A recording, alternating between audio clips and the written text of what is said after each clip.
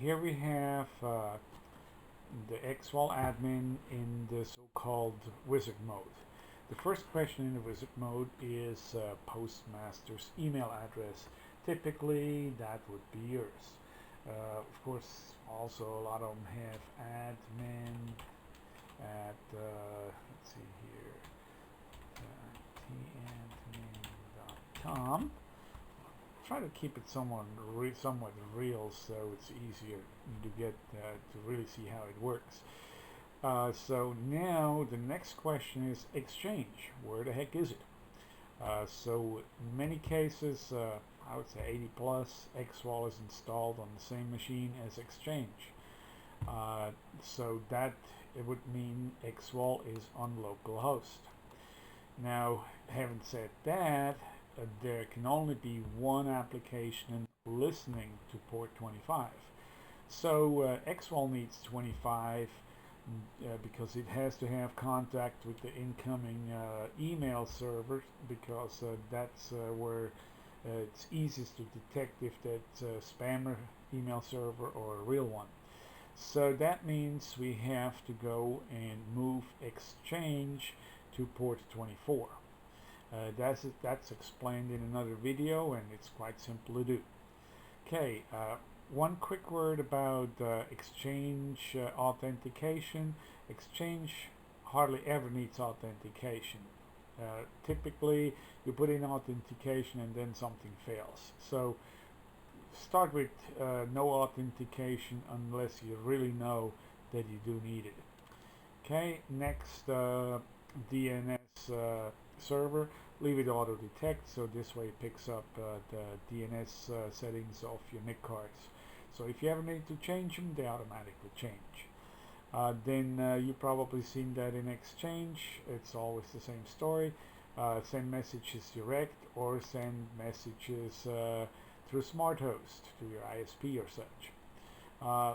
You probably, the only reason why you would use that is if you're on a dynamic IP, and then of course you have to go and send through your ISP, because you'll be blocked from a lot of servers if you send from a dynamic IP. Okay. Next, this is the wizard again. No spam blocking yet. Enable it later. That means you know what you're doing, and you're probably an installer, and you have your own method of catching spam. But if you're new to XWall and install it the first time, make it simple and easy on yourself. Go with moderate spam blocking. Finish. And here, that's a very important page here. XWall needs to know what domains are on your exchange. It needs to know if that's okay to receive messages for that domain. You can have as many as you want. There's no additional cost, just like the users, as many as you want.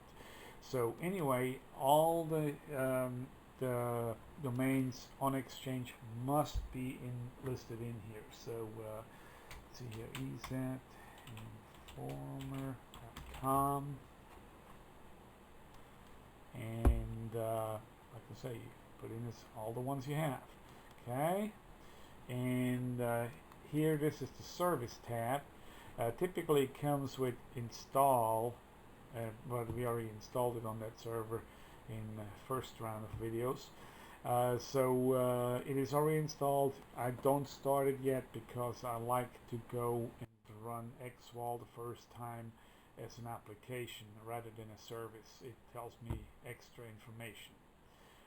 Okay, and then in your case, since you didn't start XWall, this would be still blank. In our case here, we already ran it, and so it displays part of the log. Now let's go and run it. We go to XWall server, and here it comes up, and it tells us what it runs on, and it tells us temporary directory. It also checks for an on-access virus scan, and it complains if it finds one. Here's the AutoDeck DNS. Here are the SLS services we're using, and then it gives you the message about the demo. This is a demo, and it runs 30 days.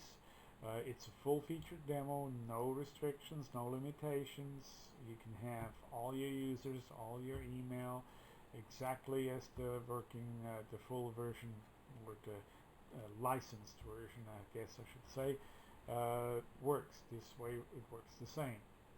Okay, now on this server we don't have any traffic, so I cannot really demonstrate much. Quick, what these things mean down here, and that's the reason why I say run it as an application first. Send receive, of course, is clear. Every message you get or you send is registered here. SOSI, that stands for SMTP outbound, SMTP inbound. EOEI, you guessed it, exchange outbound, exchange inbound. And when we talk about inbound, outbound, look at it this way. Outbound is processed, done, ready to go. Inbound is it comes into XWall and it's ready for processing. So now if you, for instance, see SO going up with every message, SO might have a few because some people mistype domains. But if you have 100 messages and you have now 100 in SO, that means your DNS server is not working, most likely. Could be a firewall too, but in typical situation, if a DNS is not working. The SI, the inbound, you see this going up, that means something is not processing, and it's usually the virus scan, or it could be, of course, if you use a proof or a UMD, then you could also have something in your add-on application which causes a hang-up, which doesn't process. EO, EI, anything EO, I would say two options: firewall, and especially firewalls like Norton and McAfee, which you don't expect firewalls. We actually really discourage Norton internet security. There's very few people who really can handle that.